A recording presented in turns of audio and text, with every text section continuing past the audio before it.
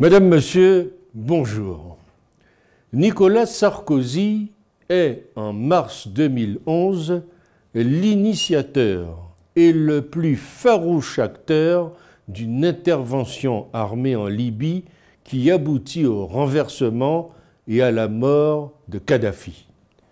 Il a impliqué la France dans une guerre absurde et perdue d'avance pour se débarrasser du président libyen, un président qui représentait beaucoup pour le continent africain. L'assassinat de Kadhafi, il faut le préciser, a été réalisé en présence des forces spéciales françaises. Les plus hauts responsables européens ont admis que Nicolas Sarkozy les avait entraînés dans une guerre dont les résultats n'ont pas été réfléchis. Et malheureusement, ce sont les peuples de la région, du Mali, du Niger, du Tchad, du Nigeria et du Burkina Faso qui en payent aujourd'hui le prix. Tout ce qui se passe actuellement dans le Sahel et le Sahara est le résultat de la guerre en Libye lancée sur de fausses informations. La chute de Kadhafi a bouleversé les flux migratoires. Toute l'Europe paye depuis l'attitude du gouvernement alors en place, sans compter les groupes armés du Sahel.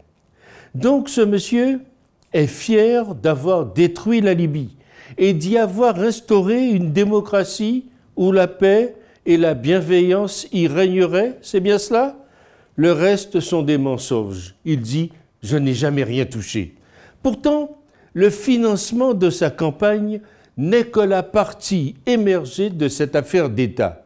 Nicolas Sarkozy a eu mandat de l'ONU grâce aux Américains, car Kadhafi voulait faire de l'Afrique une nation indépendante et riche, des minerais, du pétrole, de l'or. Il voulait mettre en place le dinar or qui aurait fait disparaître le dollar en Afrique et également éduquer ses compatriotes africains, les éveiller, ce qui est inconcevable pour les atlantistes. Il fallait donc l'éliminer. On connaît le résultat. Rien que pour cela, Nicolas Sarkozy devrait finir ses jours en prison après jugement de la Cour pénale internationale.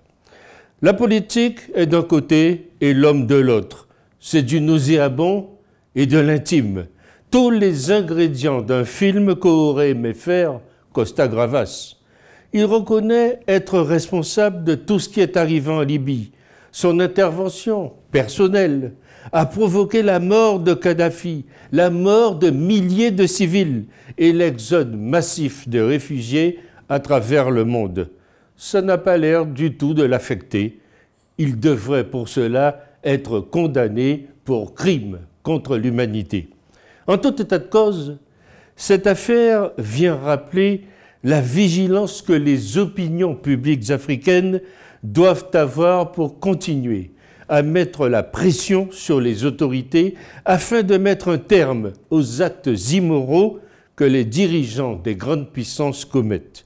George Bush avait fait bombarder l'Irak pour venger son père et Nicolas Sarkozy, visiblement, a fait bombarder la Libye pour échapper à un passé qui, à présent, le rattrape. Gageons donc que la justice dira le droit et qu'elle ouvrira surtout l'œil et le bon sur les étranges coïncidences liées à cette affaire. La blessure, il y a peu, en Afrique du Sud, du conseiller économique de Kadhafi, la candidature annoncée du fils du guide libyen à la présidence de son pays et bien entendu la garde à vue de l'ex-président Sarkozy. La roue de l'histoire tourne et le sang humain crie toujours vengeance devant son créateur. C'est ce qui se passe aujourd'hui et c'est ce que je crois.